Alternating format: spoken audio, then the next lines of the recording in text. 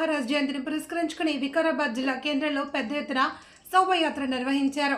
ఆలంపల్లి హనుమాన్ దేవాలయం నుండి పట్టణంలోని హనుమాన్ దేవాలయం వరకు పెద్ద ఎత్తున శోభయాత్ర నిర్వహించగా యువత యువకులు పెద్ద ఎత్తున పాల్గొని జై శివాజీ నినాదంతో హోరెత్తించారు. ఈ శోభయాత్రలో ఆయా పార్టీల నాయకులు, హిందూ బంధువులు, యువకులు పెద్ద ఎత్తున పాల్గొన్నారు.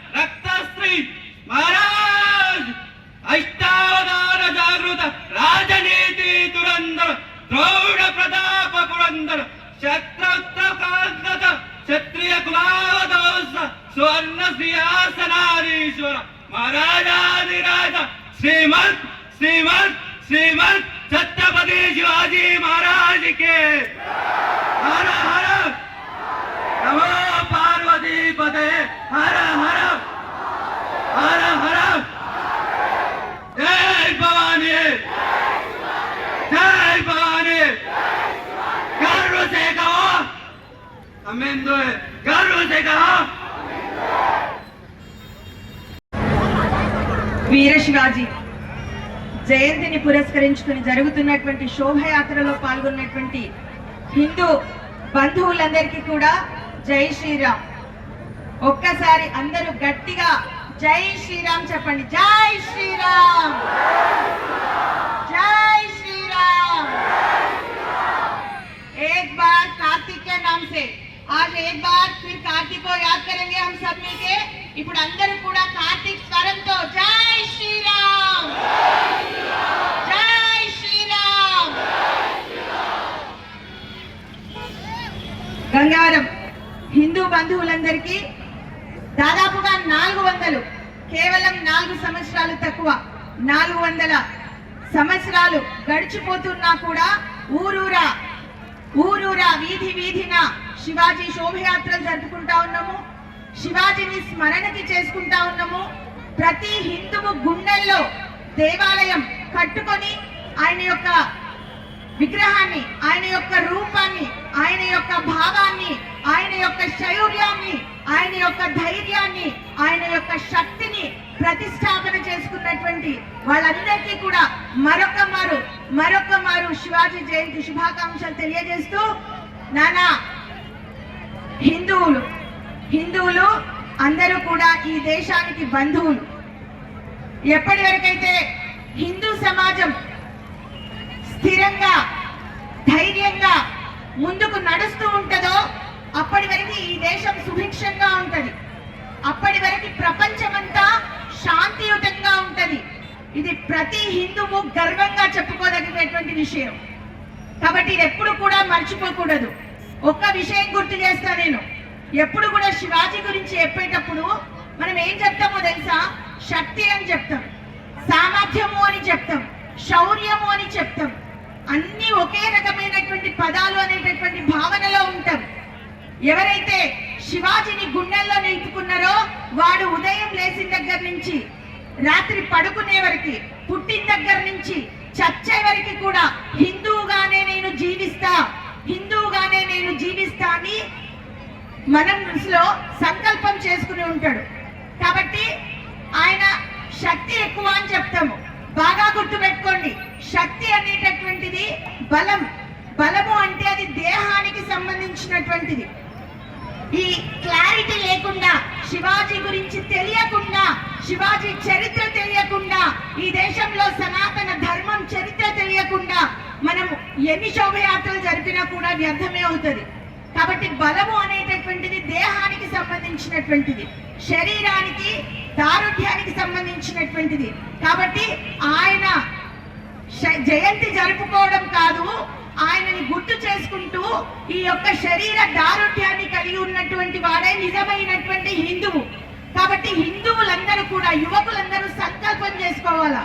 ఇది ప్రతి ఒక్క హిందువు కూడా ఖచ్చితంగా జీవితంలో మీరందరూ కూడా కనీసం అరగంట సేపు మైదానంలో ఉండాలా. హిందువుల యొక్క శరీర దారుఢ్యం అనేటటువంటిది చాలా అవసరము ఈ దేశానికి.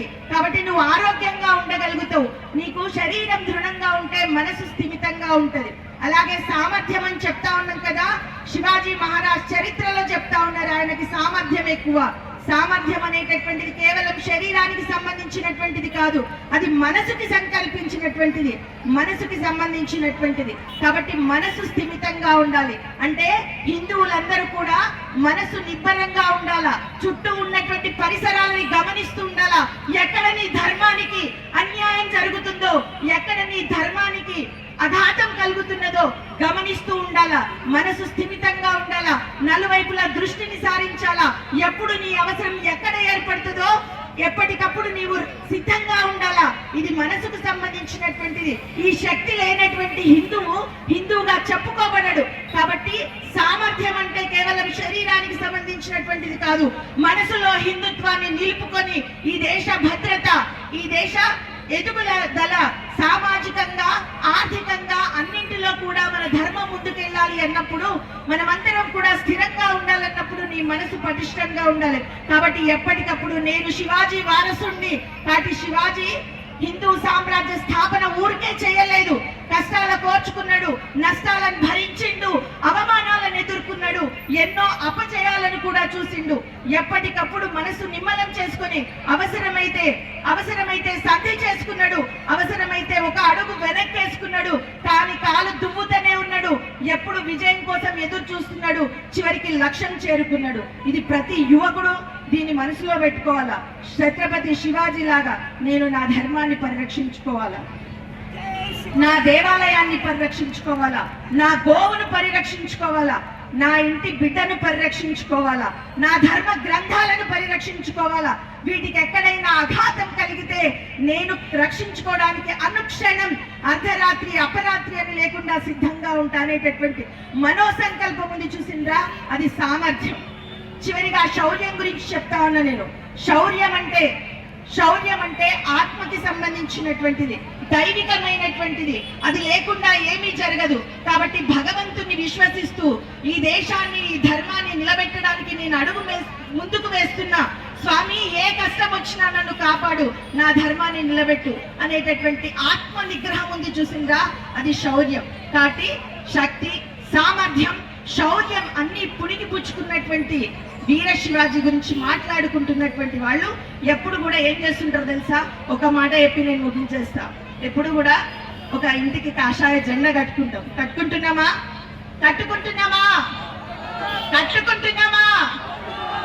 బొట్టు పెట్టుకుంటున్నామా? ఎస్. నేను హిందువునని గుండెల మీద చేసుకొని గట్టిగా చెప్తున్నామా? ఎస్, చెప్తున్నాము. అట్లాంటప్పుడు ఎవడో వస్తాడు మనలోంచి, వచ్చి ఏమంటారు తెలిసి, అరే బిడ్డ హిందూ హిందూ అనకరా నాయనా, కష్టం ఉన్నదిరా, రేపు పొద్దుగాల నీకు ఇబ్బంది అవుతుందిరా, చాలా భయంకరమైన పరిస్థితులు ఉన్నాయిరా అని చెప్తాడు. వాడికి చెప్పాలను, అయ్యా నాకు రామాయణం తెలుసు, నాకు భారతం తెలుసు, నాకు వీర శివాజీ చరిత్ర తెలుసు, నాకు నేతాజీ చరిత్ర తెలుసు, నాకు స్వామి వివేకానంద చరిత్ర తెలుసు. అరే వెధవా, నా ఇంటి పక్కన నా ఇంటికి నా పెద్ద మనుషులు చెప్తారా, పైలమని చెప్తారు, జర భద్రమని చెప్తారు, ఇంటి ఇల్లు పైలం బిడ్డ అని చెప్తారు, ఇల్లు జాగ్రత్త అని చెప్తారు ఎక్కడికన్నా పోయేటప్పుడు. అంటే నా ఇల్లు జాగ్రత్తగా చూసుకోమంటే పక్క ఇల్లు గొల్లగొట్టడం కాదురా వెధవా. నా జాతిని నేను కాపాడుకుంటా, నా ధర్మాన్ని నేను రక్షించుకుంటా, నేను హిందువులని గర్వంగా చెప్పుకుంటా. అంత మాత్రాన ఇతరులని కించపరచడం కాదు, చట్టాన్ని వ్యతిరేకించడం కాదు, చట్టాన్ని ఉల్లంఘించడం కాదు. ఈ దేశంలో ఉన్న హిందువు ఎప్పటి వరకైతే హిందువుగా ఉంటాడో ఈ దేశం సుభిక్షంగా ఉంటది, శాంతిగా ఉంటది. కాబట్టి నేను హిందువుగా ఉంటా, నేను హిందువుగా నిలబడతా ఈ గడ్డ మీద అని గర్వంగా చెప్పుకునేటటువంటి వాడు నిజమైన హిందువు. బిడ్డ ఇకపైన ఎప్పుడైనా కూడా ఎక్కడైనా కూడా నేను హిందువుని అని గర్వంగా చెప్పుకుంటున్న క్షణంలో నిన్నెవరైనా కాలు బట్టి వెనక్కి లాగడానికి చూస్తే వాడికి చెప్పు, నా శివాజీ సమరసతకి ప్రతిరూపం. చాలా మంది తెలియని విషయం, హిందువు హిందువు అంటే మిగిలిన వాళ్ళకి శత్రువు అనుకునేటువంటి మూర్ఖులు ఉంటారు. కాదురా బాబు, శివాజీ చుట్టూన్నటువంటి వాళ్ళ అన్య మతస్థులు. ఈ ధర్మ పరిరక్షణలో, ఈ దేశ పరిరక్షణలో అందరి పాత్ర ఉన్నది. ఆ విషయం అర్థం కాక, సామాజిక సమరసత అర్థం కాక, సమతౌల్యం అర్థం కాక, ఆర్థిక అసమానతలు లేకుండా, అందరి పట్ల విభేదాలు లేకుండా పాలించి చూపించినటువంటి వాడు, హైందవ సామ్రాజ్యాన్ని స్థాపించినటువంటి వాడు ఛత్రపతి శివాజీ మహారాజ్. ఆయన అడుగుజాడలో నేను నడుస్తూనే ఉంటా. రేపటి నా తరానికి అందిస్తా. బిడ్డ అందరూ పెళ్లి చేసుకోవాలా, ఒక్కరిని కాదు, ఇద్దరిని కాదు, ముగ్గురిని నలుగురిని కనండి. ఒకటి దేశానికి వదిలేయండి, ఒకటి ధర్మానికి వదిలేయండి, ఇద్దరిని నీ కుటుంబానికి పెట్టుకో. ఇది వాళ్ళ హిందువు తీసుకోవాల్సినటువంటి సంకల్పం. ఎప్పుడైతే మనం ధైర్యంగా ఉంటామో, శౌర్యంగా ఉంటామో, సామర్థ్యం కలిగి ఉంటామో, సంధికి అందరినీ కలుపుకుపోవడానికి అవకాశం ఉంటది. బలవంతుడికే కలుపుకుపోయే శక్తి ఉంటది, బలహీనుడికి కాదు. ఇది గుర్తు పెట్టుకుని ముందుకెళ్దాం. ఒక్కసారి జై శ్రీరామ్, జై శ్రీరామ్. జై వీర శివాజీ, జై వీర శివాజీ, జై భవానీ, జై భవానీ, జై శ్రీరామ్, జై శ్రీరామ్. హిందూ బంధువులందరికీ కూడా వీర శివాజీ జయంతి శుభాకాంక్షలు తెలియజేసుకుంటా ఉన్నాను. మరి ఇక్కడికి వచ్చేసినటువంటి నా అన్న తమ్ముళ్ళు, అక్క చెల్లెళ్ళు, వికారాబాద్ పట్టణ పుర ప్రముఖులందరికీ కూడా నా యొక్క హృదయపూర్వక నమస్కారాలు. అదేవిధంగా మా సులేతమ్మ, ప్రశాంత్ గారు, అదేవిధంగా శివాజీ ఉత్సవ కమిటీ, సాయి చరణ్ రెడ్డి గారు, కృష్ణ గారు, ప్రతి ఒక్కరికి కూడా నా యొక్క హృదయపూర్వక వీర శివాజీ జయంతి శుభాకాంక్షలు తెలియజేసుకుంటా ఉన్నాను.